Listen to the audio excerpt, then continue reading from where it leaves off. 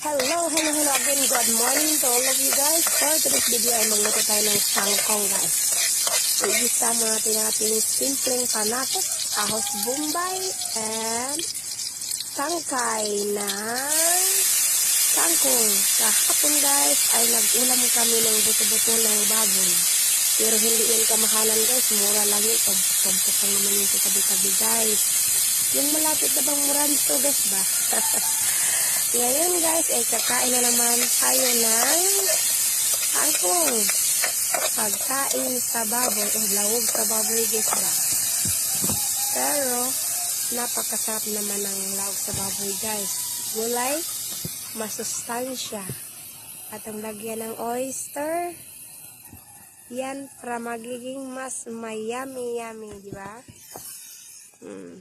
Ihalo natin dyan guys ang kanyang mga ang kanyang mga dahon. Kasi nauna yung mga niya. Yung mga steam. Steam ba ang tawag yun guys? Tsaka lagyan natin yan ng oyster. Yummy. Diba? Busog na naman si Buntis ngayon guys. That's all guys. Thank you.